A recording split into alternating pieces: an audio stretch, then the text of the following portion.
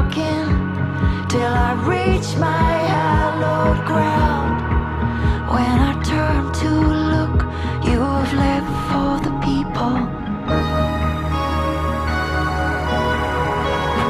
Hey, then the house is burning. I can't seem to care. I keep trying when we feed the flames.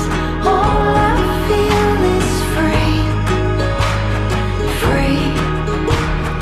Hey man, I think you're losing me. Oh, you talk, but the words won't guide. Come on and feed the flames and set ourselves free, free. I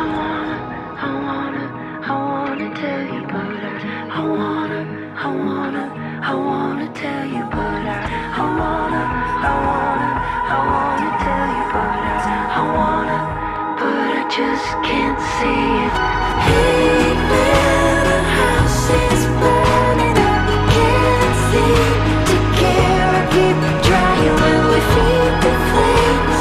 All I feel is free, free, free.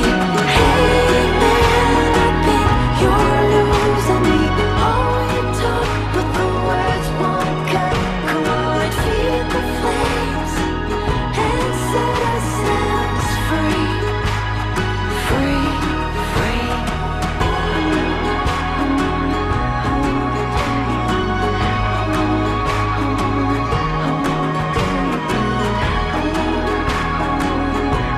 Good morning, everyone.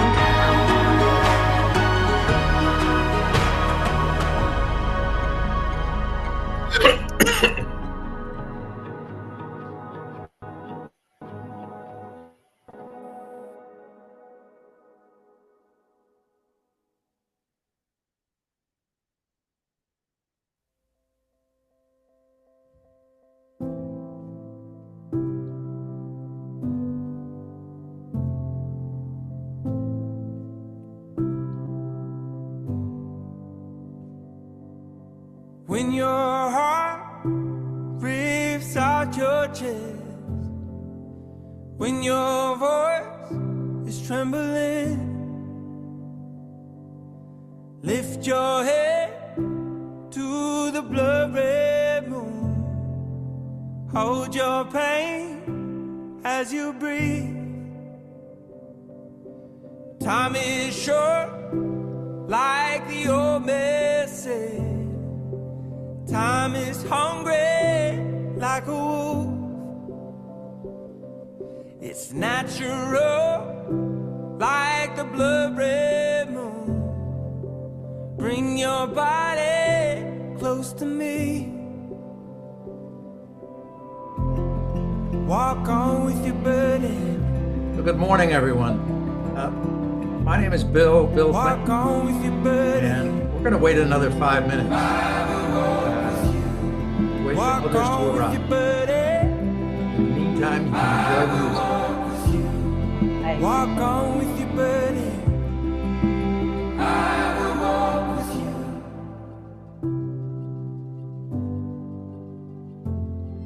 Dive into me like some great lake, moving me like a ritual,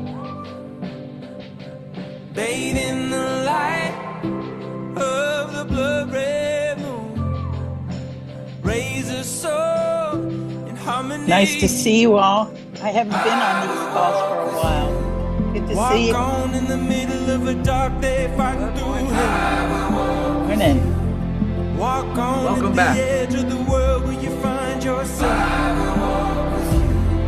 Walk on with your burden. Walk on with your burden. Walk on with your burden. Good to see your smiling face, Bill. Wow, nice to see you, Bill. You've been holding the fort all these years. You're amazing.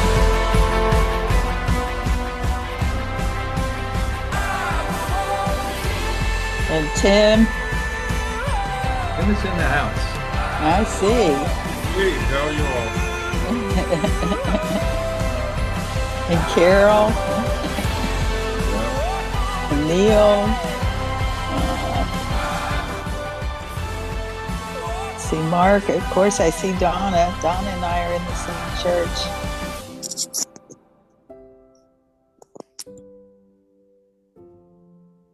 When your heart stills in your chest, when your tongue Good to see Mark Bernstein. Haven't Yeah. seen him in a while. speak in the night to the blood red moon, hold that moment close to Good you. morning, Arlie. Arlie and Carol and I were up in Harrisburg on Thursday for listening to a hearing on cool. ranked choice voting and the national popular vote. Yeah, so that was exciting. Mm-hmm.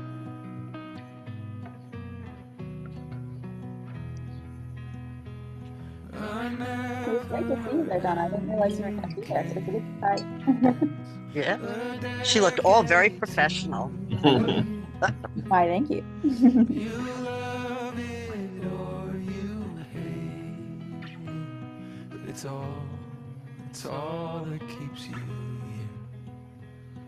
And how long can the pavement bear all of my doubt? I don't know who I'd be without. I don't know what it's doing in the rest of the state, but it's raining in Yeah. Delaware County. Yeah, it's Yep. raining And- here. It's nice. When we were planning the meeting, we said, how are we going to get people there? And somebody just said, just forecast rain. And you won't have much competition. Well, Bill, I remember when we had our first online meeting, our first online annual meeting. Before that, we were always meeting in person. I know.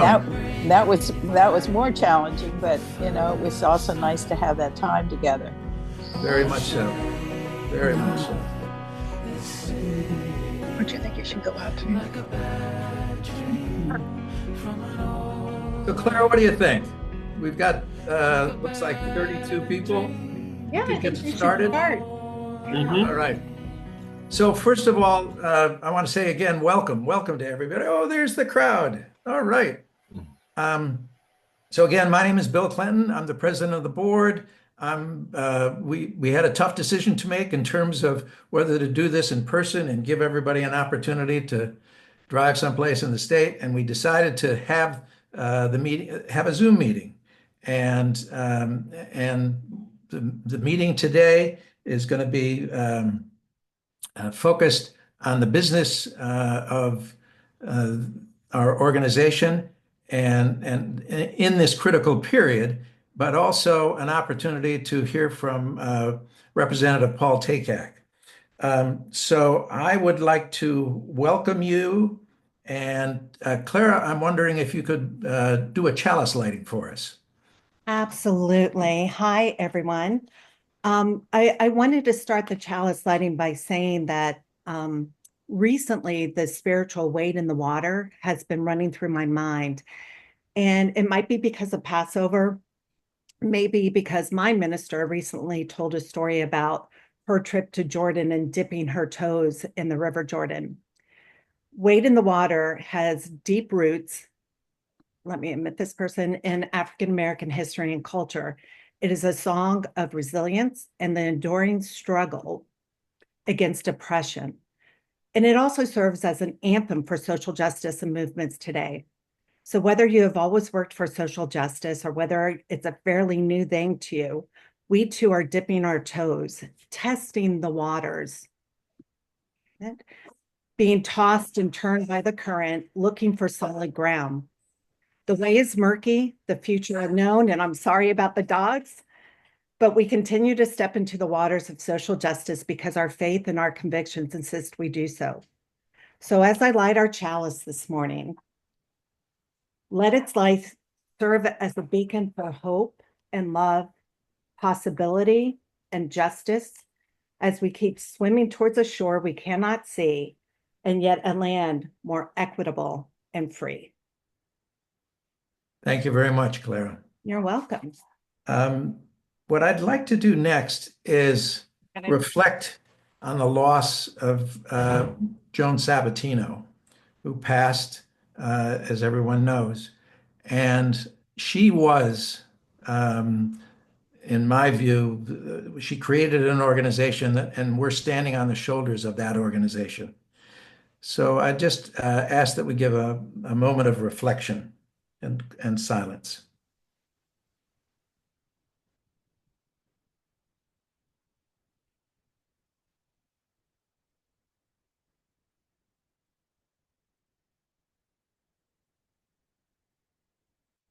Okay, Clara, can you give me the agenda? So we've organized the program today. We're very fortunate to start with a town hall by Paul Takak, Representative Paul Takak, who I'll introduce in a minute. And then we're going to have a chance the staff will report on its activities of the organization. And then we've got several board reports on the nominating committee, the treasurer's report, and fundraising. And then we'll have a brief break, and then Arlie will take us through the actions of the justice teams. So that's the agenda. And I want to also mention that during Paul's presentation, we're going to have Reverend Caroline Bright, be our tech person and allow people in and handle the questions and move back and forth. So with that, I'd like to introduce Paul Takak. And this gives me great pleasure to introduce Paul. Paul represents the 82nd Legislative District in the heart of Center County, which is in the heart of the state. His district includes Penn State University Park Campus, the State College Borough, and several other townships. Paul's got a lot of experience in local politics, having served on the college township council and other groups within the area. He brings over 30 years of experience in business and 20 years of experience dedicated to educational technology and consulting. Paul's policy priorities, and this will come as no surprise, is ensuring the full and fair funding for education, championing environmental justice, and the transition to clean energy, and protecting individual rights. Now, as I go through this introduction, I'm hoping that Paul is in the room. Is he in the room? I don't think this is Reverend Caroline. I don't think Paul's had a chance to log in yet, but that's okay because actually now is a good opportunity for me to explain how the Q&A portion will work at the end. Great, thank you. Yes. So at the end, there will be a Q&A session. You'll see this. And then oh boy, we're gonna go back. There we go. So when Paul will join us and he will speak, and at the end we will have a period of questions. Now we know that as Unitarian Universalists, we love to ask questions and we love to make comments. There will be kind of an automatic like a 60-second limit on those questions. So if you could keep the questions themselves as succinct as possible, maybe take notes while Paul is speaking if you have a specific question, maybe make a note if you want to email him longer thoughts later, or if there's something that comes up that you would like to cover with your own representative, make a note of that as well. But for that question and answer period, we are going to limit those questions to 1 minute.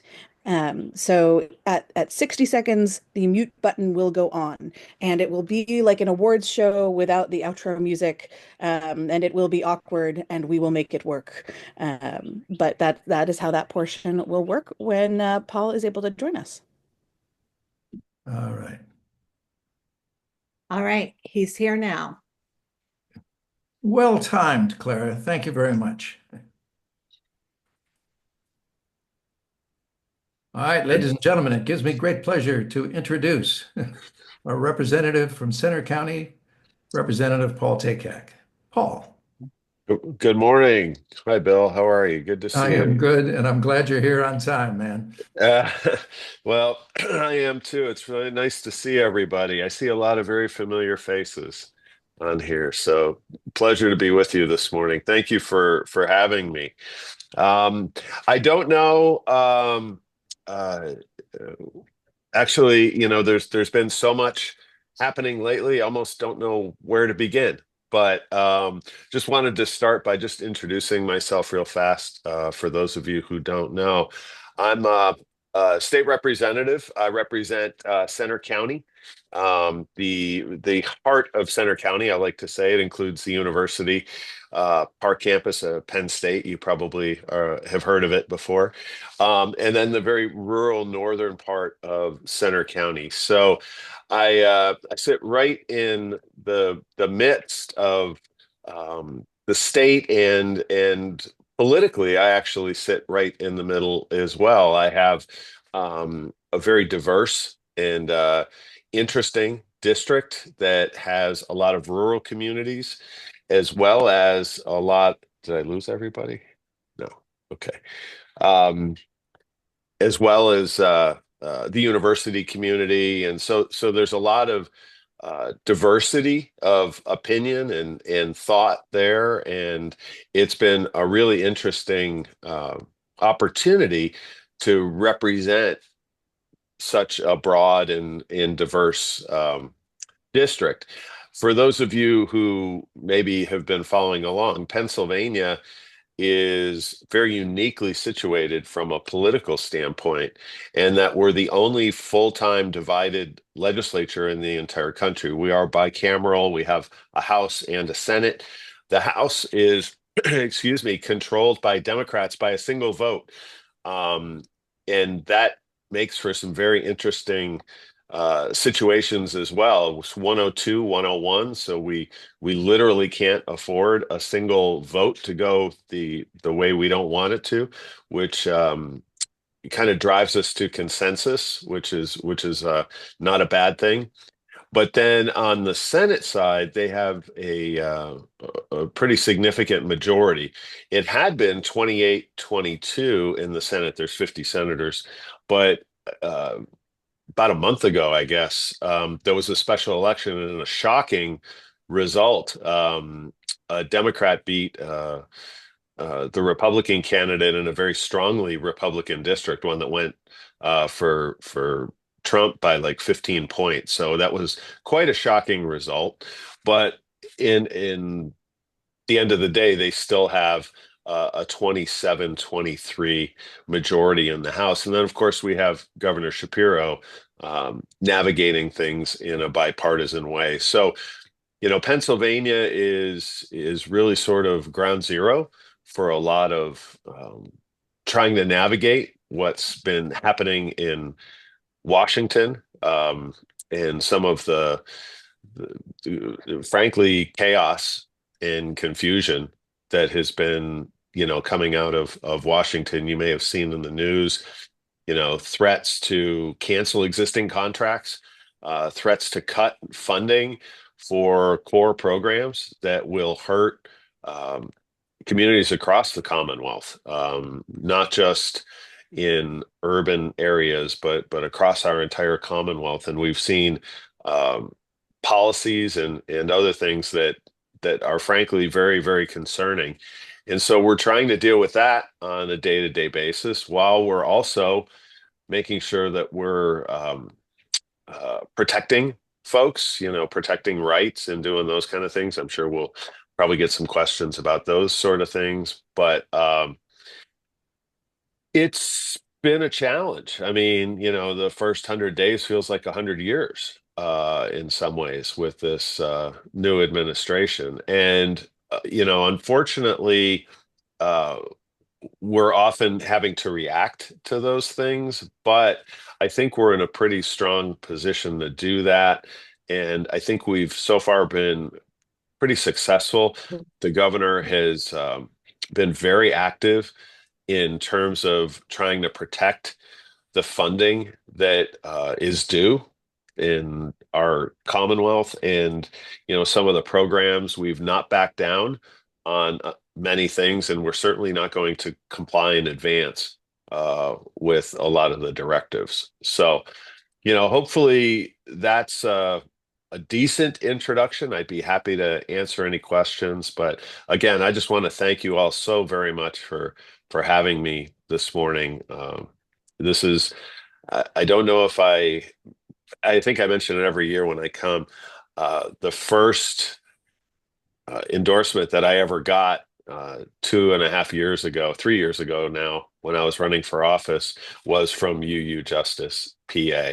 So I've, Joan Sabatino, Reverend Joan, and the whole crew hold a very special place in my heart, all of you. So thank you for all that you do. Okay. So do we have a question? Yeah, I have a question. Hey, Paul, this is Tim from UU Justice PA. So the big worry in my neck of the woods, and it's an issue that we have taken up, meaning UU Justice PA statewide, is the budget for mass transit. And, in Philadelphia, same as Pittsburgh, but in Philly, we're looking at some pretty dire cuts coming up. I was at a meeting yesterday with the chamber, Wednesday it was, at the chamber and some people from SEPTA. What's your take on it? Do you think we're going to make it out of the woods on that deal? You're absolutely right. It's a huge priority for folks in the Southeast in particular, but also in Allegheny County and Erie and other places that really count on mass transit. It's really an equity issue. I've been very vocal in trying to point out that public transportation is an issue in all 67 counties. It isn't just in Philadelphia and the collar counties. I've been out there talking about CATA and about the intercity rural bus system. There's, no way to get from, say Altoona to Williamsport to, Geisinger and Danville without rural intercity bus transportation. And for folks who don't have a car, don't have reliable transportation, that can be a real big issue. So I think, as with so many things, it's trying to help people understand the human impact and the human implications of doing something like that. But I think it's also very clear in Philadelphia and with SEPTA, let me just say that whole area, that it's also a huge potential economic impact, and it's also a huge environmental impact. Now, I have some colleagues who um, I've generously called empathetically challenged. So I think we need to, make a multifaceted case with that. So I'm hopeful. The unfortunate reality is that a lot of my colleagues from other parts of Pennsylvania have this misguided sense that all resources flow to Philadelphia. And actually it's quite the opposite in many ways. The vast majority of our budget comes from those areas. And so it's always a fight because they have a special axe to grind with the city. And so it becomes very politicized. However, I will say that this is a high priority for not only our caucus in the House, but the Senate Democrats and for the governor as well. So I am hopeful that we're going to get it done. But as with so many things, I think a lot of it is really up in the air. If we get some curveballs from Washington, we're just going to have to see. So I wish I had um, uh, more concrete news, but I do know we're working very, very hard on it, and it's something we talk about literally every day.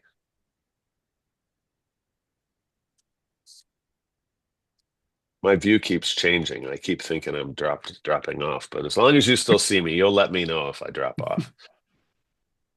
Bill, do you want to go ahead and moderate? I can't see everyone's hands. Don't worry, I got you, Paul. Martis, you're up. Oh, thank Okay. you, Rose. Hi, Paul. So my question is with regards to the possibility of people being dropped off of Medicaid at the federal level, and those funds will dramatically impact rural hospitals, they'll impact children, they'll impact childbirth, they'll impact disabled people, which I have a disabled adult daughter, so I have a personal investment. What is the state legislature doing to encourage Washington to be smarter and not drop Medicaid, and to support Medicaid if it is dropped at the federal level? So great question. I mean, this threat of um, an $880 billion cut to Medicaid funding, in to many people that sounds like, oh, well, that just means it's not coming from the federal government. Actually, all that money goes to the states and then it's administered by the states. The federal government really doesn't do much with Medicaid directly. So that money flows through state programs and into our rural hospitals and into our nursing homes and into the various uh, service programs that we have. So it would be a potentially, devastating blow. And interestingly, it would impact rural communities as much or more than it would impact the urban communities. So what we're trying to do is make sure that our colleagues understand that rural healthcare is already struggling. Senior care, elder care is already struggling. Our taking care of pre-K type programs and those kind of things are already struggling. This would be just a death blow to rural hospitals, to rural clinics, to folks who are already struggling. There's a 7 county area in northwestern Pennsylvania that is a maternal health care desert. You literally, there is no OBGYN, there is no birth options in those areas. So, when you point out things like that, like, look, people have to drive over an hour just to get to a labor and delivery clinic. I mean, it gets people's attention. And so we're starting to be able to articulate that. But what we really need folks to do is advocates like you to point out the real world ramifications of these cuts, because it will mean that Pennsylvania will be left essentially holding the bag. And the only other well, another analogy that I can share with you, one that I was dealing with just this week, is this crazy argument that FEMA, the Federal Emergency Management Agency, should be all of their funding and capacity should be picked up by the individual states. So in our case, PEMA, Pennsylvania Emergency. That's absurd. We don't have the reach, we don't have the capacity, we don't have the budget to be able to do that. So it's literally just passing the buck, knowing that there's no one there with any safety net to take up. I mean, Governor Shapiro right now is trying to sue, or is suing, to maintain $500 million in existing contracts that were unilaterally canceled. So if they cut Medicaid and all of those programs that are funded through federal dollars, we have to make up the difference. We simply won't be able to do that. There's just no way. So it's critically important that folks reach out to their federal counterparts and say, look, this will be devastating. It's interesting. My congressional representative is GT Thompson, Glenn Thompson, and he covers a huge area of rural Pennsylvania. Every time I talk with him, I point out how these policies, whether it's this Medicaid funding threat or whether it's tariffs or other things, how much that hurts rural communities, and what is he doing about it? So I think we need to be asking those questions of the people who have a voice and who frankly are not using it right now. at least publicly, to make those differences. So you hit on a very critical issue, and another one that makes it almost impossible for we have to budget as if we will be getting those funds from the federal government. But in the case that we don't, there will just be gaps, unfortunately, and we're going to have to triage. And I certainly wish I had. We're going to do everything we can to protect you, your daughter, and everybody that we can. It's just going to be a real challenge. Is that a helpful answer? I think one other thing that I would like to say too is um, we evolved uh, as humans with by telling stories. I think the more that you can tell personal stories about the impacts of these things, and you have to do it with a phone call or a visit or something that is actionable, and be able to tell your story, because I don't remember who it was, but statistics you can just sort of get lost in, but stories, individual stories, are truly impactful. And if they hear enough of those stories and they can put a face on what these cuts actually mean, it makes a huge difference. And it isn't just elected officials, it's also reporters, and it's neighbors, and it's colleagues, and it's people who you can marshal your advocacy team to make sure that we're making sure that our voices are heard through this. And now I will stop talking. You probably thought I was going to stop 2 or 3 times, but I can keep going. Hi, Paul. This is Pam Short. Hi, Pam. You're co-sponsoring the constitutional amendment to put citizens in charge of redistricting. What do you think citizens can best do to help make that happen? So this is an issue that is long been a challenging one in terms of trying to get it through the legislature, because for so long the gerrymandering was so severe that getting it through was almost impossible. In a state where Democrats would win 52% of the overall vote, we had 60% Republican majorities in both the House and the Senate. So the fact that we were able to get to a point where we're 102, 101, I mean, we're 50-50 in the House, has allowed us to actually bring up this legislation, which had been bottled up for years. I've been very consistent. I think that we need to do that. I think we need to the extent that we can, depoliticize the redistricting process. The devil, however, is always in the details. And I actually had a conversation just last week with the prime sponsor. They're working through some of the legislative details. I think we're going to be able to get it done in the House. I honestly don't think it's going to go anywhere in the Senate. I wish I was more optimistic about that, but we need some champions in the Senate who are gonna push it with their leadership team. Um, that I would love to see a commission that was more independent to be able to do this.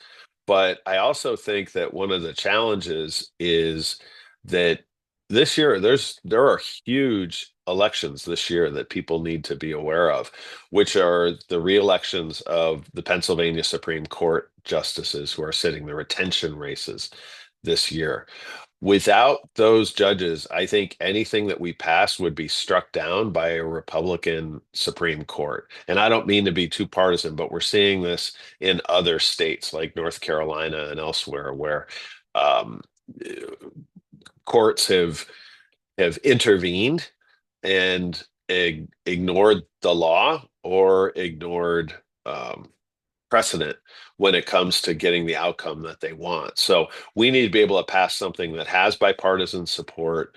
And I think right now the best thing you can do is advocate for it with your representative and point out the benefits to everyone, but absolutely make sure that we're engaging on the Senate side, if that's helpful.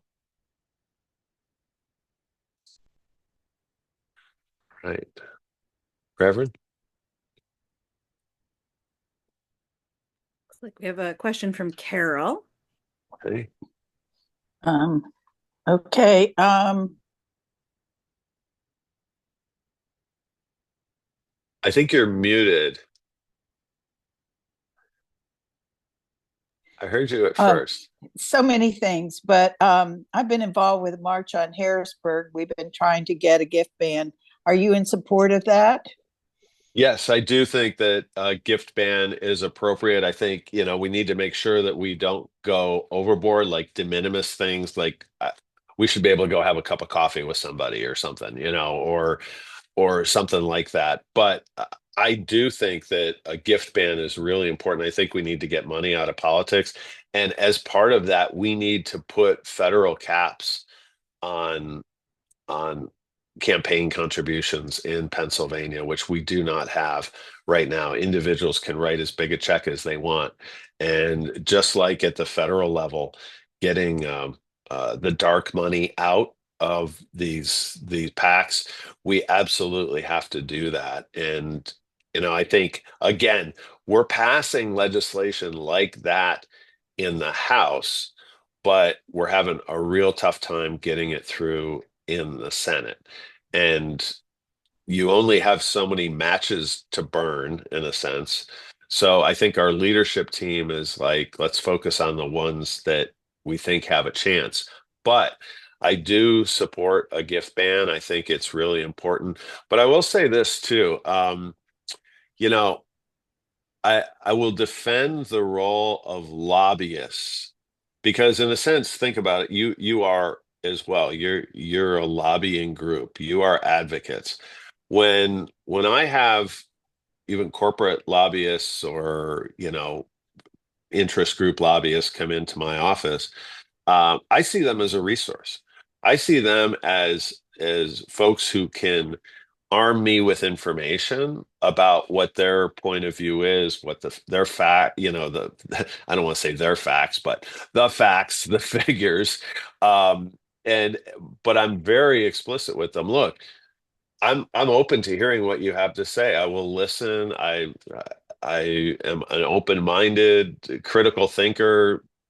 Tell me why you think you have a good point to make here, but also know that I'm going to go to the opposite.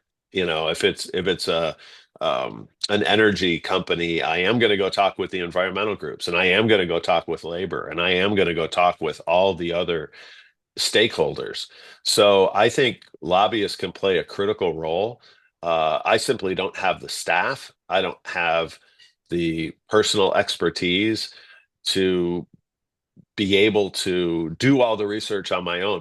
I do have the capacity to learn, and I do have the capacity to critically think and find good solutions. But I think we need to make sure that we're doing it in the right way and in the ethical way. Absolutely. All right, we do have just a couple more questions and about 5 or 6 minutes left here. So we've got 4 questions. Donna, take it away. You're up. Hi, I just have thank you for being here. I have one, I guess, response to a comment that you made in terms of the whole empathy, because what I am seeing is so much less empathy. And for people to actually cancel or take away Medicaid, and we know exactly who that goes to, our most vulnerable. So I'm seeing a lot less of that. And even when I call on the phone or you use empathy, they are now calling it sin empathy. And I guess Elon Musk, in one of his speeches, said that we suffer from too much empathy. And so I see a real turn down. So I'm asking is, what's another road that we can take that maybe that they would listen to? Yeah. because that is something that is unfortunately very sadly falling on deaf ears. They don't care about your suffering.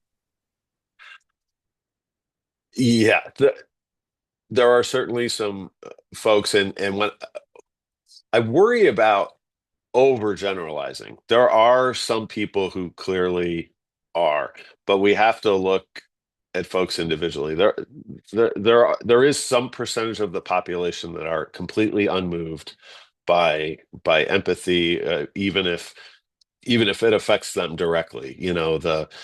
Uh, the extremists, and I don't know that we can reach them. I hope we can, but I'm not sure we can. But I do think that there are plenty of folks in the middle who really do feel like they want to do the right thing, that don't know what the actual implications are. And I think we keep talking and we keep finding those people. For some that need a little extra push, I think we need to look at things holistically and not just talk about sort of the empathetic aspect of things, but look at the economic aspect, or look at, the sort of implications of this in a broader context.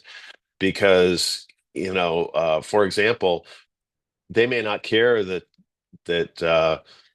there's no uh, healthcare, or they might say that, but then, you know, but you have folks who are older and sicker, and who's going to move to a place that doesn't have any healthcare? Who's going to move to a place where, who's going to build a family where they can't have a baby within, an hour drive?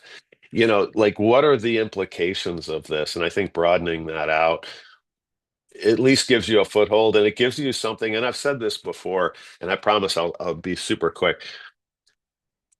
Finding common ground out of the gate, finding something that you agree on, is so critically important to establish that relationship and then be able to build out from that. With some people, it's very, very difficult to do, and they feel very emboldened right now.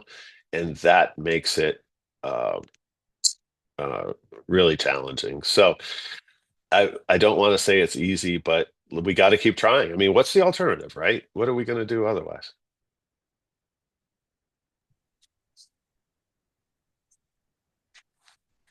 I think I David, talked go too for it. long. Go ahead, David. Oh, okay. Thank you. So I see there's some people in the room who have worked hard and long and hard on criminal justice reform, and I'm wondering, among the multiple bills and memos that are out there around criminal justice reform, among them are medical parole, also one to end solitary confinement for youth, and then one that I'm personally very interested in, and that is sort of ending mandatory life sentences for felony second-degree murder. It's a cruel and unusual thing. Anyway, among all those, which do you think we should be working on hardest now? Which can get passed? I think the three that you mentioned are all realistic to get through the House. The challenge is going to be the Senate. We were able to get things like indigent defense funding. We were able to get some second chance type funding, legislation passed and written into law. I think focusing on those individual pieces, but again, we have to find examples that relate directly to the constituents of those who have the controlling votes. We can get the votes in the House for many of those. We have to find those senators or those representatives who are going to be able to help carry the day. And I'd be happy to talk about, who those might be and to work on those. But we actually have been much more successful with uh, criminal justice related issues in the last term than I thought we would be, quite frankly. So keep up the good work. All right, Paul, I know we are at your time limit here, but do you have time for maybe one more question? Sure. Yeah, Awesome. it's my fault. I've been the one who's gone on and on. Well, So thank you for taking personal responsibility for that. No, we're glad to have you here. All right, Jim, you're up.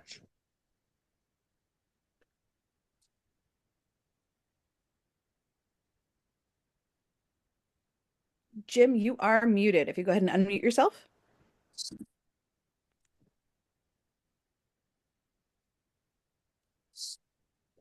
Unmute. Thank you for co-sponsoring House Bill 1040 to mandate LGBTQ plus inclusive curriculums in Pennsylvania schools. I think everybody on this call knows and in many cases loves someone who would benefit from that inclusion. And what can we do to help get that passed, especially through the Senate, which is not typically sympathetic for progressive legislation? Yeah, so there's a package of bills that I've been a part of around LGBTQ inclusive curriculum, also an anti-bullying bill, a bathrooms bill. There was a package of four that we introduced last year. We also, or last term, excuse me. It was last year, but we introduced it. We also were able to pass for the first time in 22 years the Fairness Act, which would add gender identity and expression to the Pennsylvania Human Rights Code. We were very proud to get that through the House. It died in the Senate. And I think one of the biggest challenges that we have right now is for some of the curriculum pieces and for the anti-bullying bill even is getting it through the House. There's some members who frankly are a little concerned about standing up for those in the LGBTQ community. I've not been one of those, despite the fact that that's one of the main things that they've been hammering me on politically in my district. It's the right thing to do, and I'm not about to back down on it. So I think we need to make sure that we're consistent and that we reframe this as this is about justice. This is about freedom. This is about, doing what's right. And this is about our core values. I think we can get there, but unfortunately, there's so much noise out there right now. It's been really difficult. I think being able to tell those kind of stories, being able to get that momentum is going to be really important. I frankly think that in Washington, they're getting to the point where they're overreaching on so many things that it is going to give us an opening to get those brought up in the House, get them passed, and put some pressure on the Senate to get them to Governor Shapiro's desk.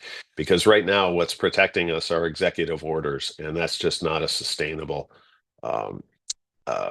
path. And in fact, earlier this week, we just celebrated the 50th anniversary of Pennsylvania Governor Milton Schaap, who was the first in the nation to extend anti-discrimination protections to the LGBT community in Pennsylvania 50 years ago to state employees. So since that groundbreaking time, we've fallen a bit further behind, but I think we can get there. So I'm 100% on board with those bills. I think we can get one or two of them across the line, but we did it specifically as individual bills because the package stalled, if that's clarifying. All right, Bill, we've got time for one more question. Gary, bring it home. Hi, thanks a lot for fitting me in. I posted my two questions in chat so you could read them, but I'll say them really quick for everybody to hear. The first one is, assuming you've read the New York Times, Dave Brooks' article calling for mass civil action, civil disobedience, as our last hope, based on lessons from history about how you overturn fascist regimes. And hopefully you read the Robert Reich piece yesterday, basically saying, what would that look like? Interviewing Sam Brown, who was one of the organizers of the anti-Vietnam national mobilization that shut down major cities in America in 1969, was very helpful to stopping the Vietnam War.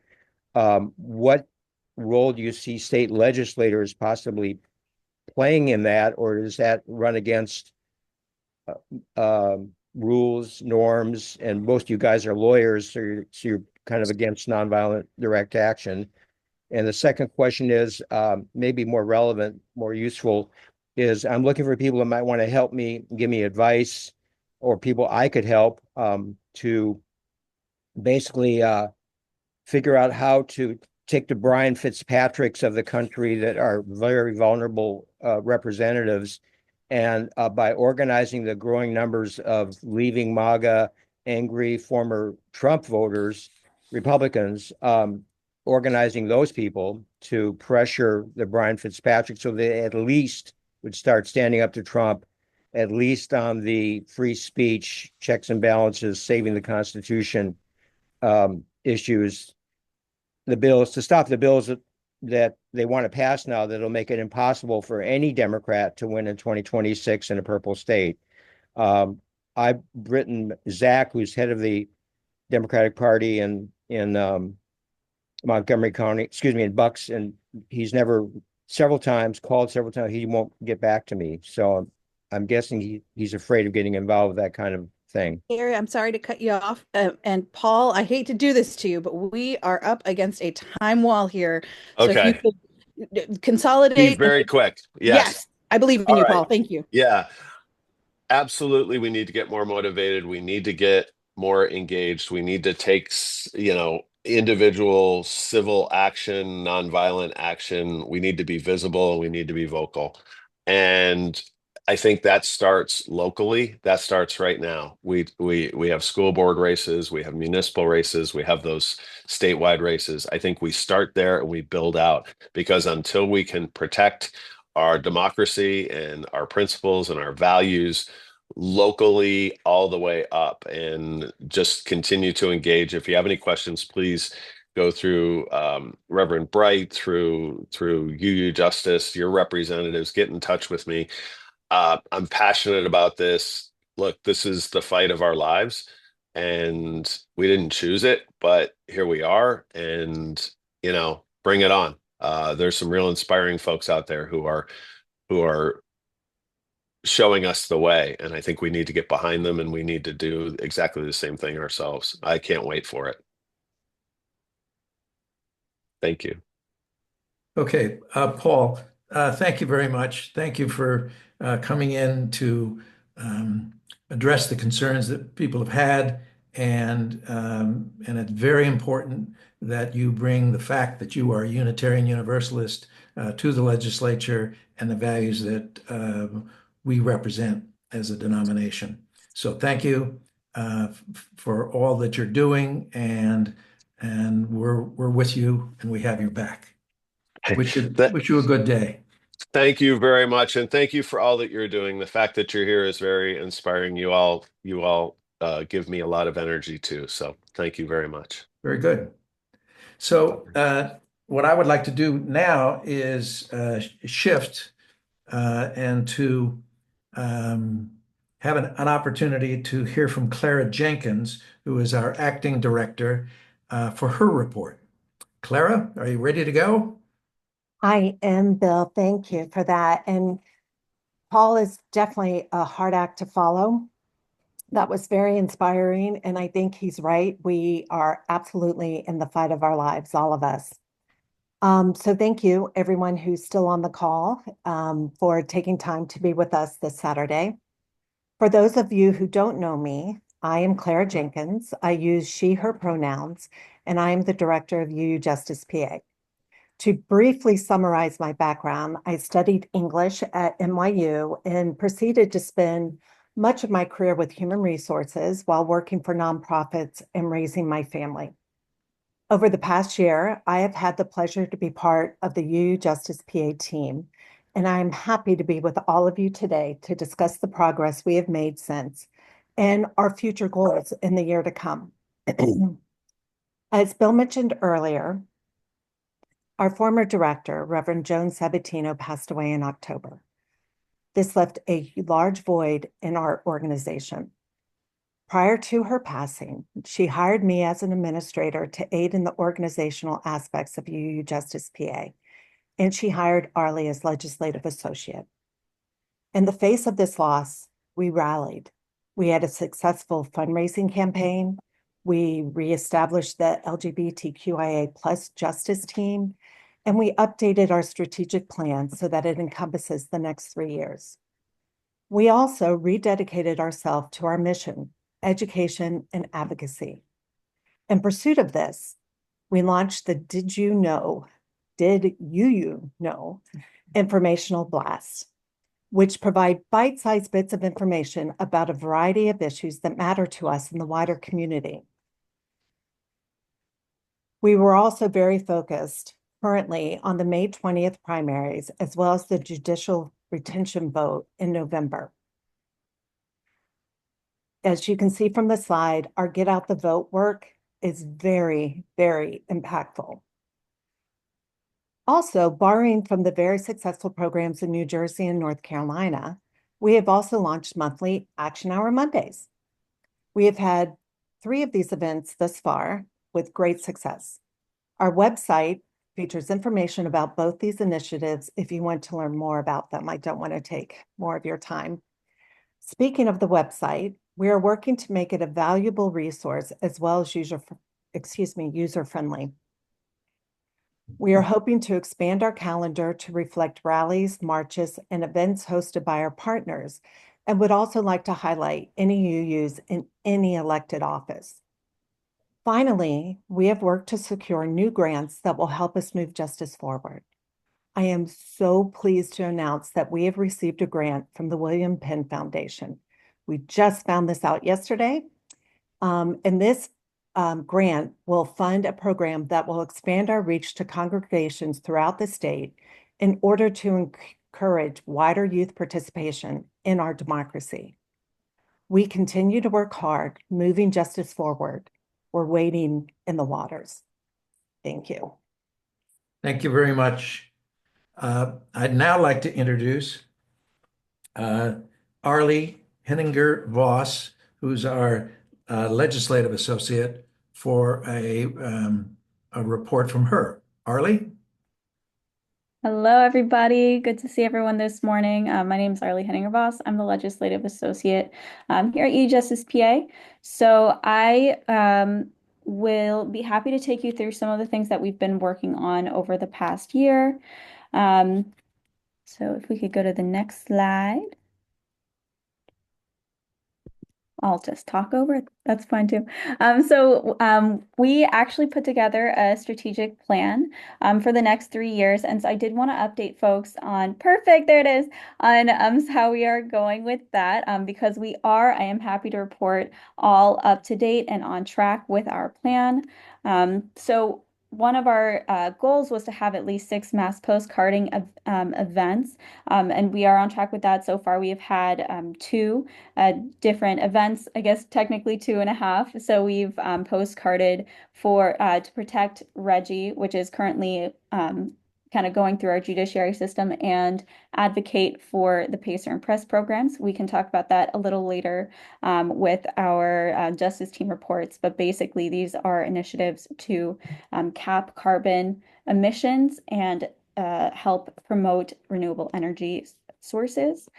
We've also postcarded for medical parole and solitary confinement, trying to promote better practices in our criminal justice system. So one of the things that we wanted to do was make sure that we were able to work with our justice team leaders as well to identify main priorities so that each team can be streamlined. And so far that's been going well in all those conversations and with our justice teams. We also have set a unifying kind of priority that we think all our justice teams are affected by and can come together for. And so what we ended up settling on, us being the organization with the justice team leaders and the board, is the issue of public transportation. I heard it come up several times earlier on this meeting, and so I think it's clearly on people's mind, but this is a really big issue of equity in terms of access to healthcare, access to education. It's crucial for upper economic mobility, and it's fundamental for reducing dependence on fossil fuels. We also see that it has a much higher impact on people who are elderly, disabled, people of color, low income, people who have had run-ins with the justice system. So it really affects all facets of our justice work. So in terms of where we are with that, we've spoken to lead staffers in both the House and Senate Transportation Committees, and I also got the chance to speak to Representative Nielsen, who is the chair of the Transportation Committee as well, in terms of our main priority of finding a more permanent funding source for transportation. Right now, basically what's happening is we have to battle things out in budget negotiations every single year to try to get fair funding for our transportation, which is terribly anemic. Only 13% of PennDOT funds go to public transportation. We have the least per capita funding in the entire Northeast for public transportation, and our systems are really feeling it, especially as COVID funding has run out. So one of the things that we're looking at are bills like the one that was proposed last year, which would put a higher percentage of sales use tax towards public transportation. I know Senator Sharif Street has also suggested potentially putting a bit higher tax on games of chance to be supplementing the budget for public transportation, although nothing's been submitted there yet. But from what I've heard from speaking to folks, we are going to see a repeat of the bill regarding sales use tax as a more permanent funding source for public transportation, although they're, I think, currently reworking it a little bit.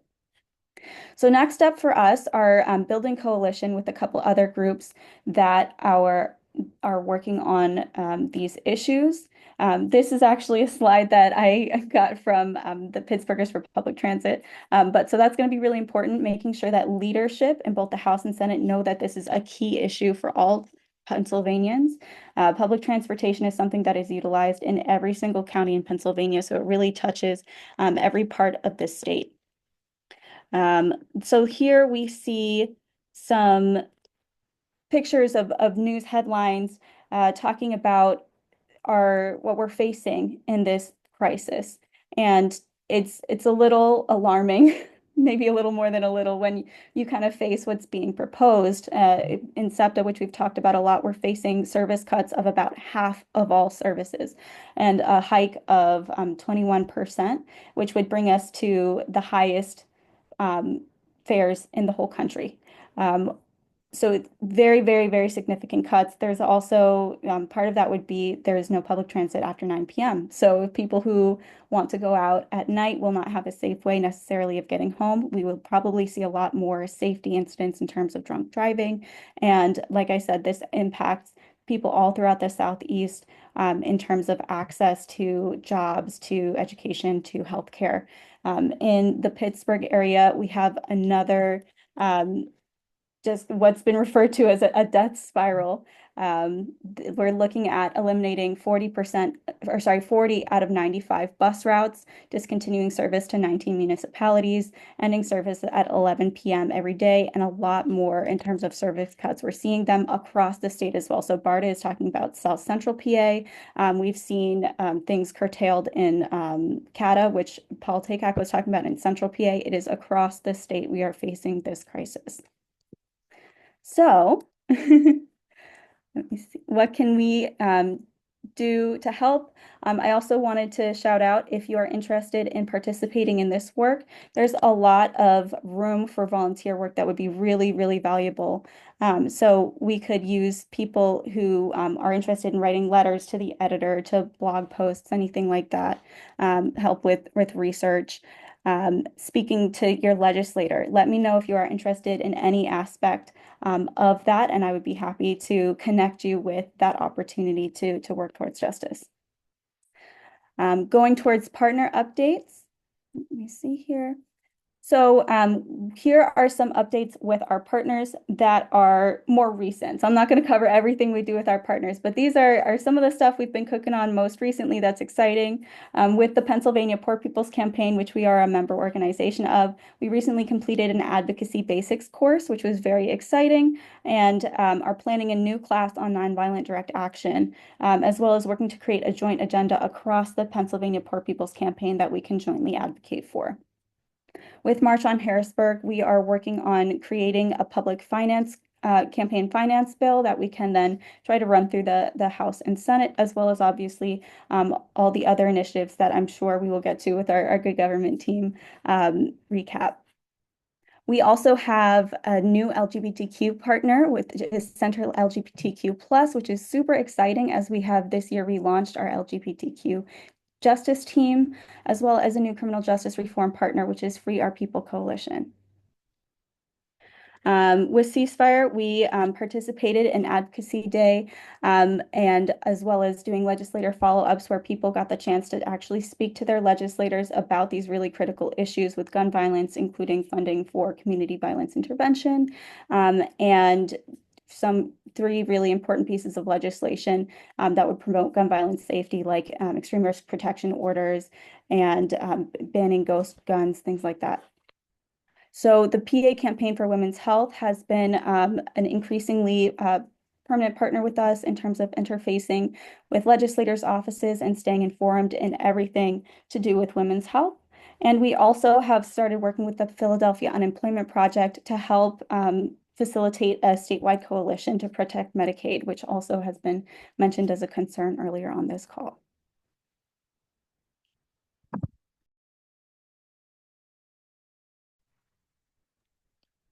Hey, thank you, Arlie. Hello, everybody. This is Peg Dobrinskin. I think I'm up next. Although my slide went away. And I apologize for not being live on the video, but my camera on my old laptop doesn't work anymore. But I am here and enjoying this annual meeting very much. The first thing that I want to do, are we going to get my slide? Yep, I am just trying to. I just need to remove the spotlight. It's tricky because since there's no video, I can't spotlight you. So technical moment here, but don't worry, folks. 1 second. Okay, I'll just keep going. The first thing I want to do as chair of the nominating committee is to introduce our new board members. They are Bob Streidel and Carol Balance. And then I want to tell you a little bit about each of them. Carol has been a member of the UU Church of the North Hills in suburban Pittsburgh for 42 years. She was married 44 years ago at the First Church in Shaker Heights in Ohio. Her career was in education of the deaf and hard of hearing. She taught for 7 years and then worked as a sign language interpreter for 21 years. She volunteered with the Pittsburgh Interfaith Impact Network, the highlight of which was being in a coalition that obtained funding for public transportation. That's when she figured out how important it is to advocate at the state level. Carol has been chair of our fundraising committee, a very successful fundraising committee, for the past 5 years, and we welcome her to the board. Bob Streidel is a member of, no, I blanked on it, UU of Delaware County, and he and his wife were married at the UU Church there in 1973. He taught RE and the OWL program in his congregation. They have 3 children that participated in RE. He's been a veterinarian for 38 years. He's very involved in Rotary, engaging in community services of all sorts, food banks, tree planting, community center involvement, and lots of other causes, including International Rotary in Ukraine. And we welcome Bob to our board. And we are also happy that Donna Elkhorn is willing to serve a 2nd term. And I need a vote from the congregation to accept these new board members. If you would just signal that by all of you on the meeting today, just raise your hands.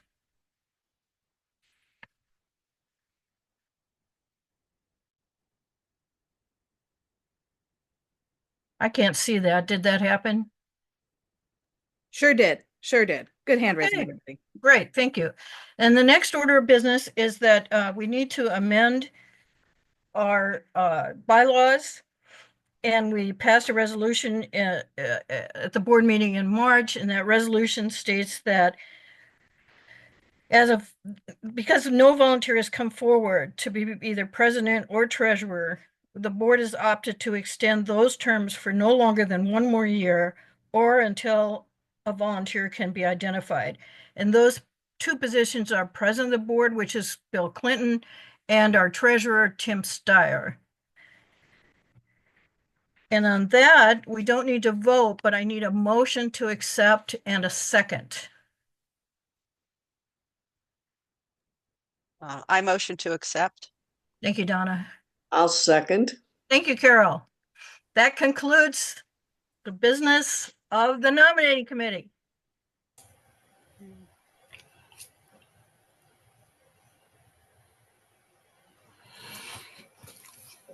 Well, thanks, Peg, and happy to serve another year as your treasurer. My name is Tim Steyer, and I'm from the UU Church of Mount Airy, which happens to be the birthplace of UU Justice PA in 2009, but we officially got started in 2010. The first offices of UU Plan back then were at UU Mount Airy, which was called UU Church, Unitarian Universalist Church of the Restoration. I've been a member of UU Justice PA since day one, 2019. I came on to the board during when Rick Williams was the director. I came on and was elected as treasurer and have been treasurer ever since. Thought that this year would be my last year, but I'm again happy to serve one more year, and hopefully somebody will come along and be able to fill that position, particularly for Bill's position and mine, which, you know, we both are agreed to stay on 1 year. So next slide.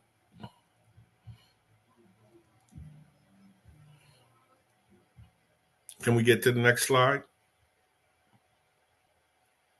There's a small tech problem, so I would just go ahead and keep talking, and Caroline will try to catch up. Okay. All right. So, you know, just to give you an idea of my role, I really focus on two things. One, focus on the month to month. I'm not going to say day to day, but the month to month cash that the organization has on hand. And just to make sure we have enough to keep doing the things that we do. Our biggest expense is personnel. I think something like $53,000 out of our budget is for personnel. The other thing is that I look at the overall financial health of the organization. And so one of the things, we have a professional accounting firm called Miller Dixon Drake, who's been with us since day one. And they're located in Harrisburg. The former owner of the company was the brother of Anita Menser, who was our director at that time. And they do a really good job each month of compiling the financials. You know, I'm always anxious to look at them and so forth, and I do an analysis of them. And if the slide was up, you would see, I don't know the numbers by heart. And anyone who wants a copy of our financials, let me know. I'll send you all the geeky stuff and all the in the weeds stuff, and you can extrapolate. But two things I would report is that, you know, we have a healthy amount of cash. I was looking at the financials, in fact, for UU Justice. And by the way, we have two organizations, right? A lot of you may not know that, but we have UU Justice PA, which is a C4, and we have UU Justice PA Education Fund, which is a C3. The way that it's set up is that a lot of the donations that come into the organization go to UU Justice PA, right? Except for when people donate money. Jim, I'll give you my email address. So when people donate money It generally on the website it gives you a choice whether it's for the C3 to C4. But when people send in checks, very seldom do they differentiate. It just says UU Justice PA. So that's getting into a little bit of the weeds, but legally that money has to go into the C4. However, because it is our organization, we're able to loan money from the C4 to the C3. What you would see in our financials is that it was back in March, actually, of this year, that the UU Justice PA C4 actually forgave $82,000 of loans to the C3, which is completely legal. But both organizations have a healthy amount of assets. The C4 has about $66,000 of assets, and the C3 has about $59,000 of assets. So what I'm saying to you, we're in really good shape because of our donors, and our number one donors are sustainers and, individual donations. The next would be individual congregations and so forth. And as Clara stated, we have got money in the past from foundations. The Pittsburgh Foundation on a yearly basis donates about $10,000. We have some individual who donates in excess of $5,000. And Clara mentioned that we're fortunate to have gotten a grant. We just found out yesterday. She didn't tell you the amount, but it's for $31,000 to help do our work from the Philadelphia Foundation. And this is the most that we have ever gotten from a foundation. So I'm very happy to report that. There was a slide I made a couple months ago that talks about what our budget was. Oh, here we go. Okay, cool. This just shows, some basic stuff from our balance sheet. So you can see that we're in really good shape. Can you get to the next slide and talk about this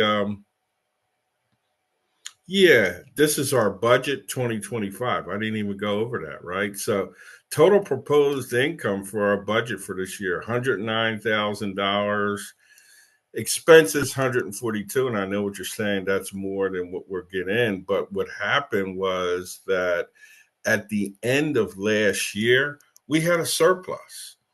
A lot of folks donated a lot of money once they found out that Joan had passed away. We raised quite a bit, and we had a carryover of about. Actually, here it says 32,000. It was a little bit more than that. So we had a carryover, which adjusted our net loss, and we knew we were going to have that, right? So our net loss was 4,000, but of course, now that we got 31,000 more in grants, that erases that, right? Major income sources, individual donations, congregational support. Mentioned the Bonnet. This is an individual who every year donates about 10,000. And the Pittsburgh Foundation, 13,000. We have gotten money from the UUA for our UU to Vote activities. You go to the next slide. Expense categories, it's expected, for the director and also for our legislative associate. This is personnel. That's our big expense. Next slide. So this, I thought was really interesting, because when I came on as treasurer in 2020, our budget was about $60,000, right? And as you can see, we've always, have operated under budget. So we never went over budget. So that red line is the expense.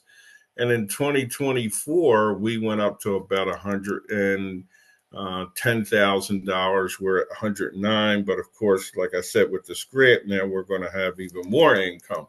But that is a 158% increase in our budget in less than 5 years, and I think that's commendable. I think that's probably one of the leading budgets of any of the state advocacy networks across the country. Um, I'll leave my email in the chat. You can always get in touch with Clara. She'll give you my email. I'll make sure that everybody gets it.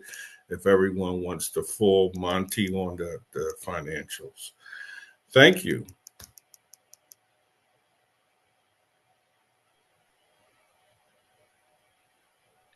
All right, Tim, thank you. Thank you very much for tracking our both our income and expenses. And now what I'd like to do is introduce the chair of the fundraising committee, and that is Carol Balance, to talk about briefly about the income that she's been able to produce. Carol? Hello, I'm Carol Balance from the UU Church of the North Hills in Pittsburgh. I've been chair of the UU Justice PA fundraising team for several years now. And hopefully we'll get the slide up. The next slide, please. Our main ways to fundraise are these three buckets. So we get grants, which you've just heard a lot about today, but we also have congregational support and individual donors. Some of our individual donors are quite large and consistent, but we also do an end of the year fundraiser for individual donors. It's an important part of the financial health of the organization. And through the generosity of these donors, we raised $50,000 during December and January. It should be noted that we increased the number of monthly donors. This is the little engine that carries us forward. It also gives us a better chance of getting grants because it looks good that we have this little engine of monthly donors. So if you missed the opportunity to contribute during the December and January drive, it's not too late. Please donate now. We will accept any amount of money, of course, but we are looking for these little monthly donors. So if you can give $15 a month or $20, we would be happy for you to sign up for that now. We do have a $10 minimum because it costs us money to process the money. Hopefully that link has gone in the chat. The fundraising team itself meets once a month on the second Friday at 10:30 a.m. on the same Zoom channel. Most months of the year, it's a 1-hour commitment. We kind of are tracking what's happening with the money, what's happening within the organization.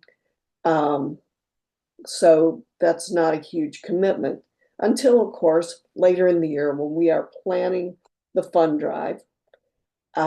We have the fun of coming up with the theme, developing the language around that, working with our graphic designer, who's fantastic, and so a lot of creative discussion. That's a lot of fun.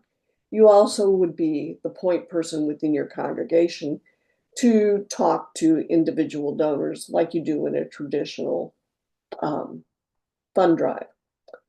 Also, our beloved secretary, Liz Perkins, I don't know if she's on the call today, is moving out of state soon. And so we need a new secretary for our team, if you're willing to do that. If you are interested in helping out, you can contact me at carolbalance@uucnh.org, and we'll put that in the chat as well. Thank you.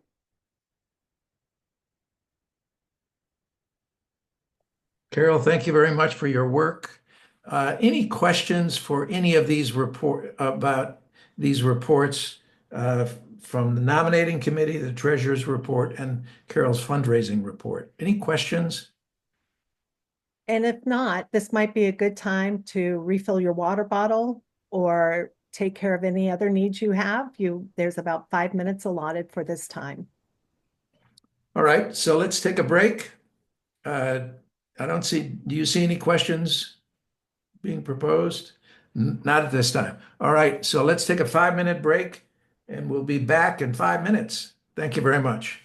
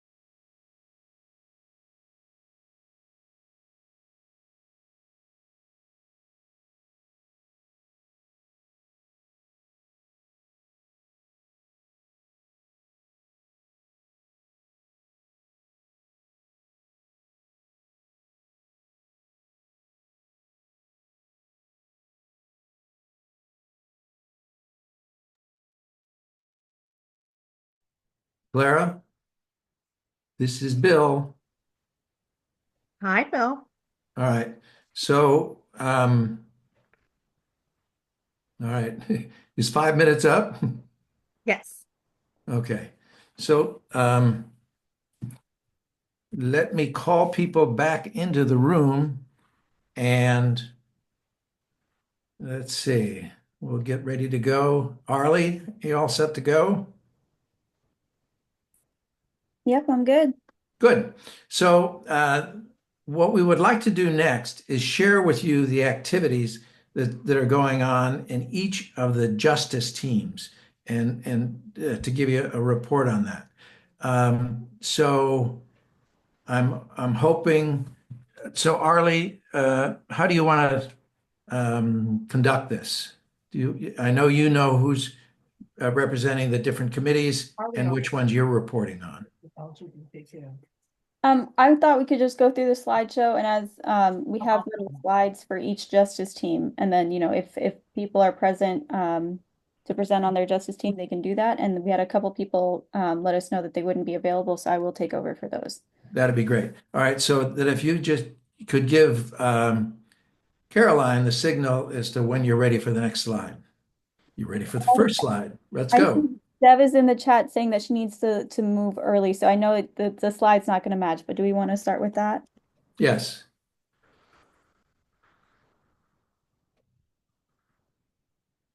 Okay, you Oh, ready to go? okay, thank you. Can you hear me okay? Yes.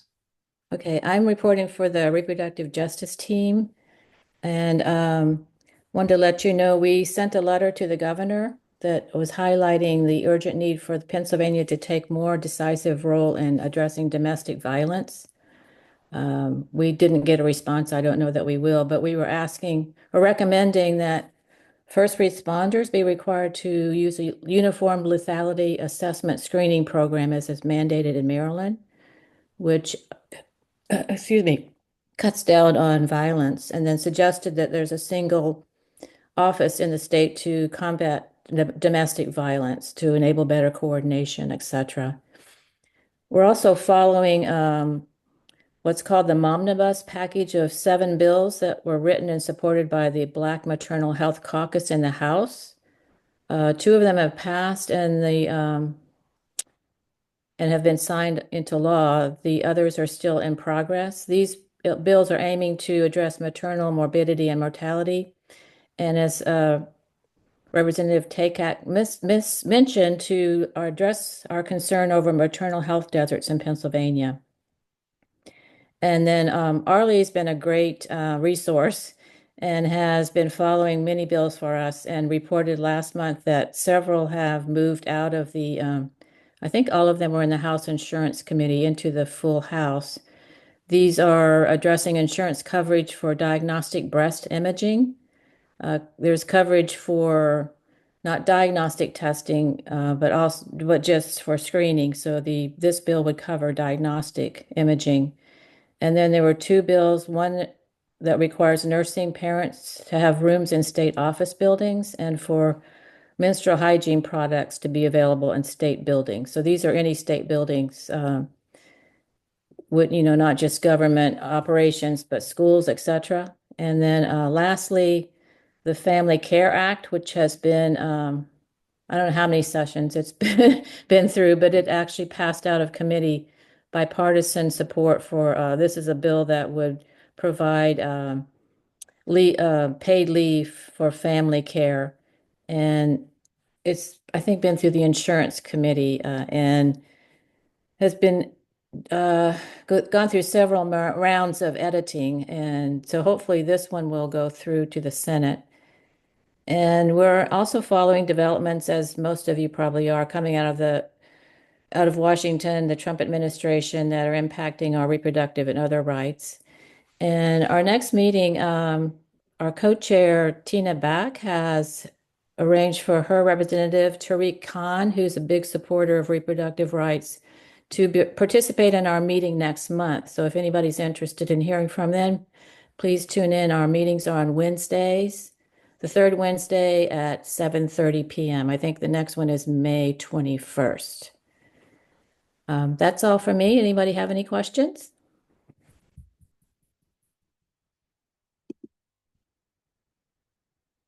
You can always add questions in the chat for Dev later on. Thank you so much. Thank you for the time.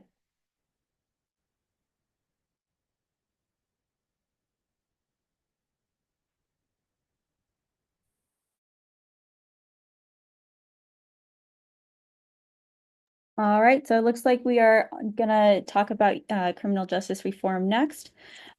So in terms of criminal justice reform, I do want to also shout out a win that we had last session. I always like to remind people that we are able to get things to go through when we work together. We did have a Dignity for Pregnant Incarcerated People bill go through, which basically legislates on if people can be and how people can be handcuffed when pregnant, solitary confinement when pregnant, as well as a really important reform, which is saying that men are not allowed to do full body searches of female inmates unless there is a clear and present reason that is documented and justified.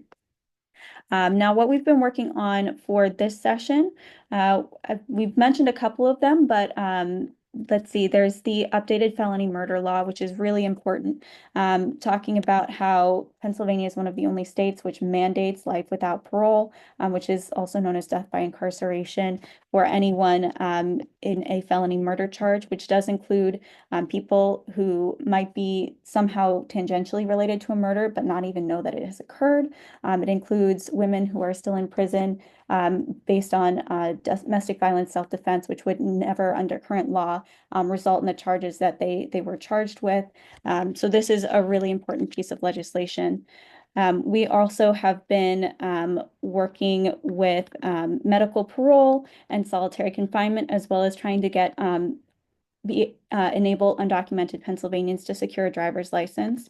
So to that effect, we have sent out mass postcarding for medical parole, as well as legislation that would legislate solitary confinement. And a lot of our justice team members, I also want to shout out, have been working in capacities in their local communities to try to improve conditions for people who are in the justice system in Pennsylvania. And the leaders for this team are Margaret Carreau from Harrisburg and Peg Dobrinska from Center County. And then we meet on the last Monday of every month at 8 p.m. So thank you to everyone who is a part of that team. All right, so for economic justice, Anita was also not able to join us for today. And so she sent me some details. In terms of what went on last session, I do want to shout out, we did get the public education funding passed through the budget that we had been advocating for. And I know that the economic justice team worked really hard to make sure that Harrisburg and legislators in Harrisburg knew that that was a priority for UUJusticePA. So it was super exciting to see that passed. We actually have this team kind of broken down into different sections of concern. So for housing, a focus has been on whole home repairs, which is a really crucial program to help people repair their homes, but was left out of budget negotiations for this year. So bringing that up is an issue. Under healthcare, we've been working with a FAN in terms of trying to eliminate medical debt and protect Medicaid. We've also been working with the Pennsylvania Unemployment Project on that issue. In terms of education, we are looking to continue the funding for public education, which was ruled as constitutionally underfunded and breaking with the Constitution of Pennsylvania for not providing equitable access to education. And so we are trying to make sure that the dollars that were mandated need to go into education by the Supreme Court of Pennsylvania are going towards public education rather than vouchers, which can go to anyone regardless of need and does not help the vast majority of children who are in our public school systems.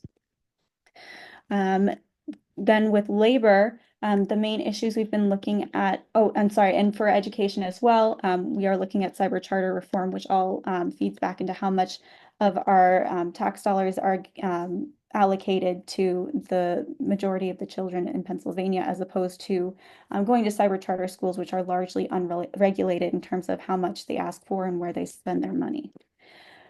For labor, we are looking at increasing the minimum wage and passing the Right to Organize Act to protect unions and labor organizations.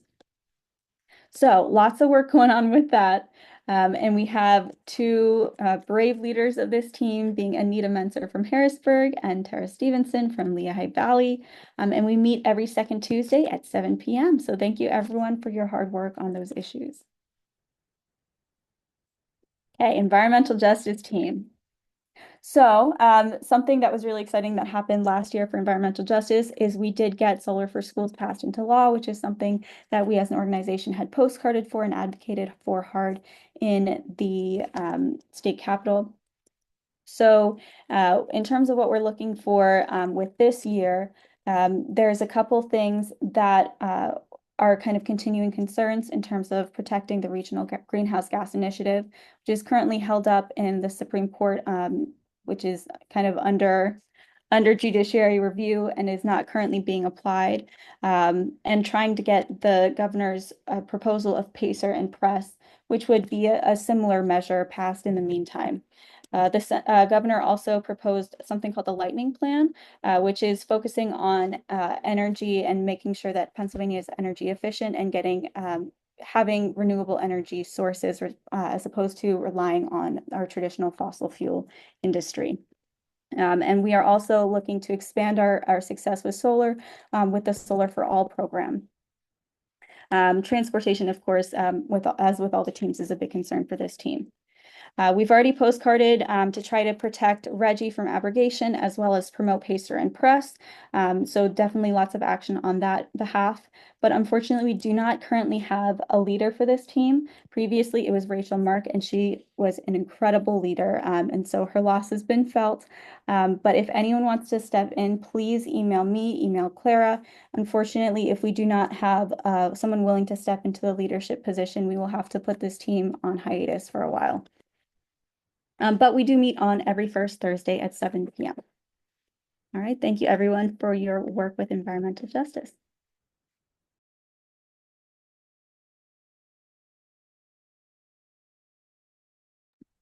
Is Neil or Steve here to give the report on good government?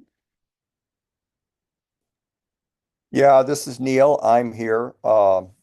Steve is not here right now. He may join us later on. That's kind of iffy, but I can talk for the team.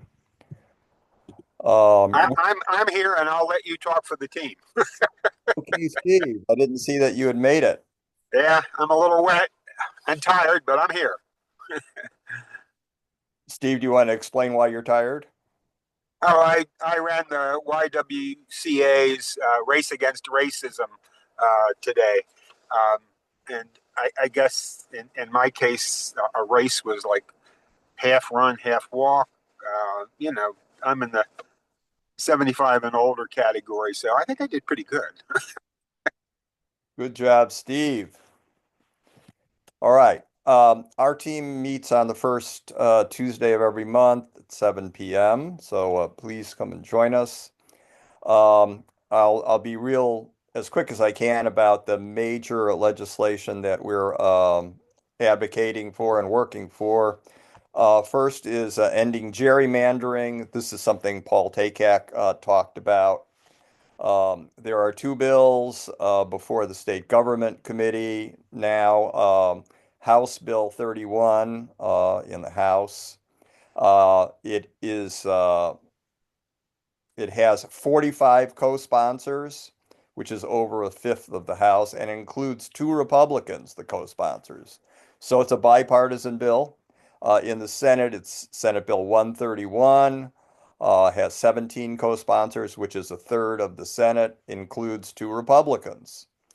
And I'll post in the chat when I'm done talking the action steps that we're recommending people to take to support this. And of course, we're working with Fair Districts PA, which is a very good organization to get this done. The second big piece of legislation is the gift ban, which is to ban unlimited gifts to legislators, which I think most of you know that in this state it's legal to give a lawmaker. Lobbyists give these gifts, but anybody could give these gifts. It's legal to give a gift of any size to a lawmaker. The protection is supposed to be that they're supposed to report it. The giver is supposed to report it, and the receiver is supposed to report it. And that system, to say the least, doesn't really work very well. So you have some lawmakers getting European trips from nice donors who I'm sure don't want anything in return. The bill for that is HB 744. That's a bipartisan bill. It's got 20 co-sponsors, including 8 Republicans. It prohibits gifts of $50 or more. It does not prohibit a lawmaker getting coffee with somebody. That's, that kind of talk is, kind of outmoded. Something like that has never been in the gift ban bills that we've tried to pass for years, for many years now. Again, I will put the action steps in the chat when I'm done talking. Our main partner on that, of course, is March on Harrisburg, and here's what they have to say about the gift ban campaign.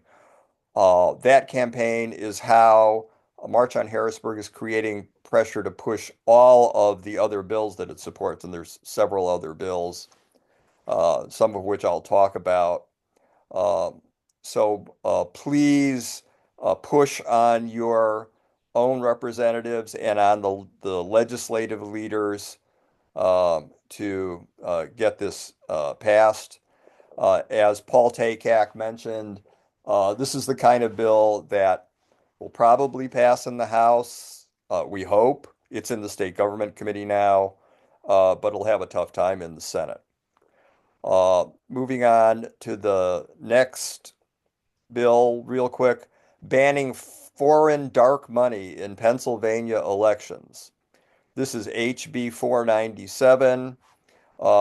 Real quick, under current federal law, it's illegal for a foreign government or individual to spend money to influence state elections. And the U.S. Supreme Court has upheld that law, but there's a loophole because if a corporation is registered in the United States but has significant foreign ownership, it can still spend money or launder the money through a super PAC to spend it in state and local elections. And that money shows up very tangibly when you get those big mailers, the 4-color big postcard things that have outrageous allegations against one candidate or another. Almost all of that is from this unknown source of money, which very well could be foreign.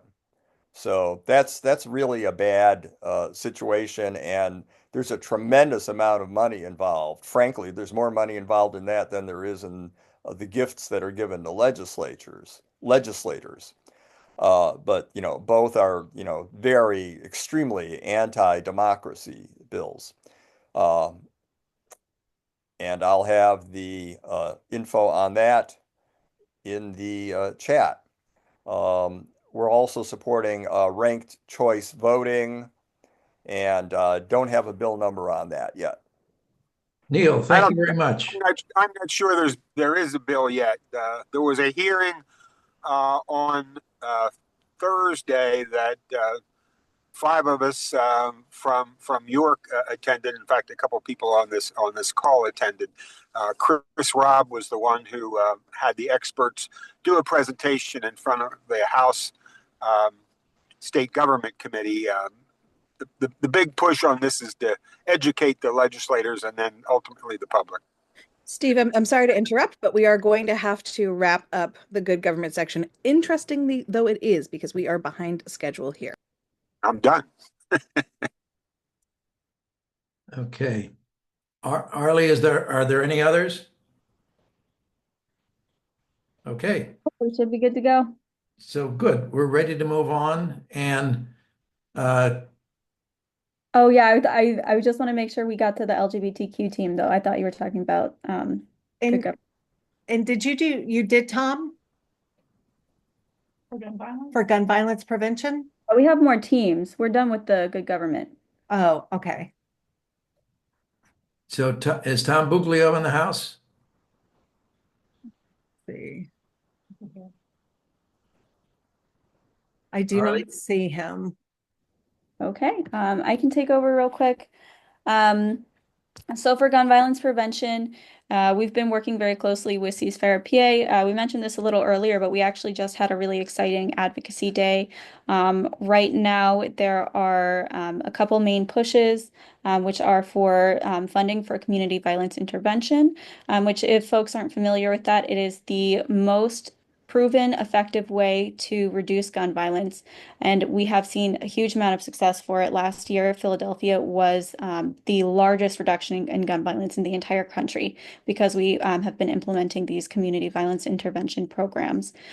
So this is really, really crucial to continue. We are facing a loss in federal funding for these programs, so we're asking for an increase in state fundings to make up for that because we have seen such success and it is so dearly needed in Pennsylvania. We want to see that kind of success echo throughout our state.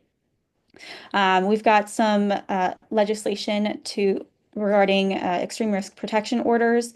And so that's basically if you know that someone who is a firearm owner is at clear and present risk of harming themselves or others, then this is going to be a really important piece of legislation saying that you can file to have their guns temporarily removed for them and held by law enforcement.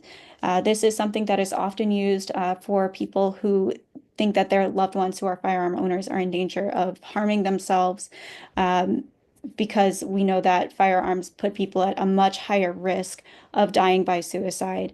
And this is a way to prevent that. And like I said, once people know that they've gotten through the crisis, they can apply and show a judge that, they've gone to therapy or something has passed for them and get those firearms back. It is not in any way a permanent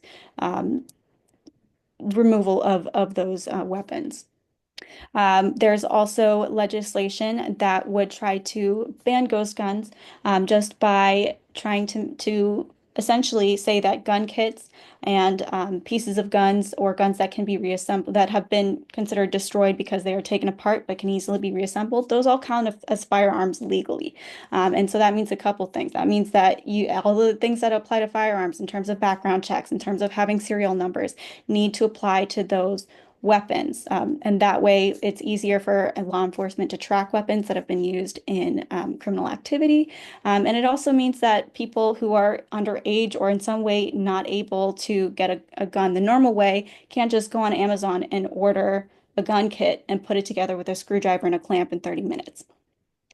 We're also looking at universal background checks, which is the last really prominent piece of legislation in this package. And that is something I'm sure everyone's familiar with. It's just saying, regardless of where you buy your weapon, regardless if you're at a gun show or anything else, the same background check laws need to apply so that everyone who gets a firearm has to pass that basic common sense universal background check. So to this end, we have been working with Ceasefire in terms of any writing. We've had letters to the editor send out to make people aware of these measures. We've had lots of people talk to their legislators to see these important reforms passed. So far, we don't have a bill introduction for any of the bills that I just mentioned. So we've seen success in the House, and we're hoping to repeat that this year. So we have Tom Buglio, who is our fearless leader for this team. He does an excellent job, and I don't, off the top of my head, know when they meet. I didn't have it written down, but let me check real quick. Fourth Wednesday of the month at 7 p.m. There you go. Thank you so much to whoever said that. Fourth Wednesday at 7 p.m. So we would be happy to have you all join us.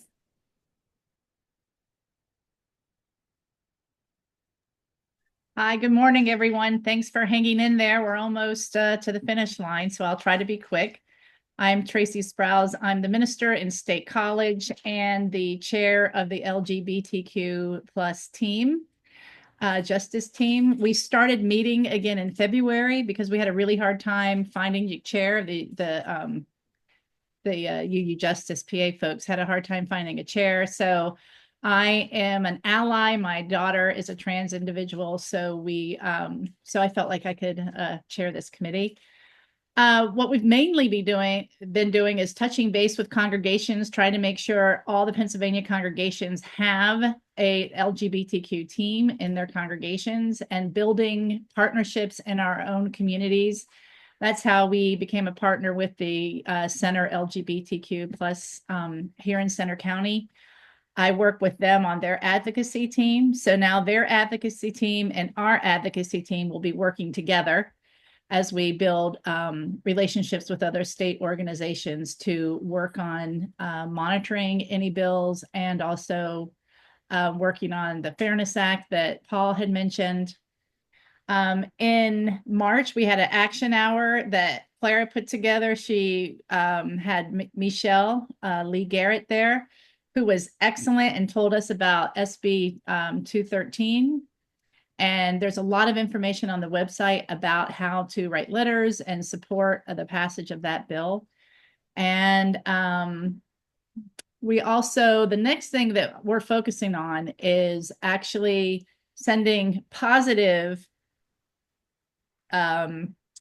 postcards and thanks to the LGBTQ caucus in Harrisburg for working on the Fairness Act and for continuing to support this community, particularly in this time when the government is aggressively hurting and harming our friends and neighbors. So join us the second Wednesday at 7 o'clock. We would love to see you, and we'll keep working on and we'll keep working on building partnerships. And also I did want to mention on our website, the website for UU Justice PA, for each justice team, there are great resources on each page. So please go explore that. There's a lot of stuff around LGBTQ that I encourage you to look at. And I will put my email address in the chat if you have any questions. Okay. Tracy, thank you very much for stepping into the leadership of this team. And I think we have it. Arlie? Yes, yeah. I think that's all the teams. Thanks again, Rev Tracy, for stepping into that position, and congrats to everyone on the LGBTQ team for getting that off the ground. Some really exciting stuff happening. Okay. So the next piece that we have is we did a survey and asking people how we could assist individual congregations. And Tim Steyer, I'm wondering if you could just review what we learned. Yes, sure. What I did was, well, first of all, Clara sent out these questions. It was, I think it was about 5 or 6 or 7 questions. And the big one was, how can UU Justice PA help your congregation in its justice activities? And this reflects the survey responses. My inner geek is always compelling me to look at data, and data really helps inform us in which way to go. And without going into a lot of detail line by line here, what it basically says is that people like what we are doing. I like this number: 32% are interested in volunteering.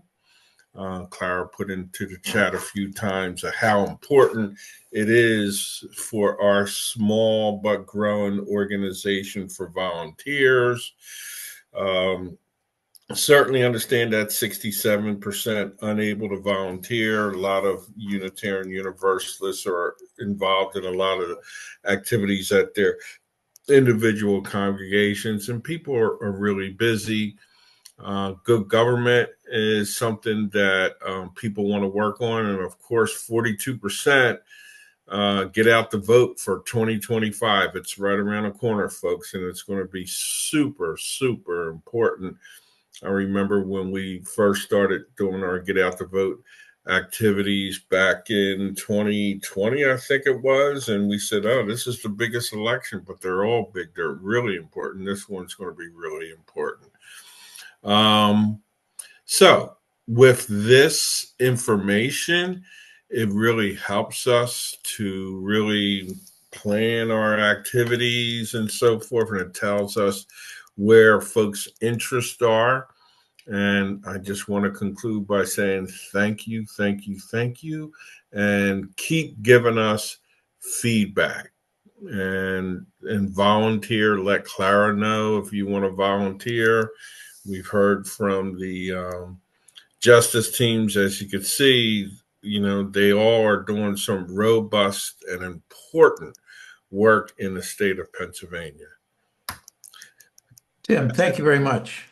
You're welcome. All right. And then the last item that we have is that if you haven't already made note of it, our UU Justice access to the website is UUJusticePA.net. And that's the new web address for the organization. Clara, anything to add to that?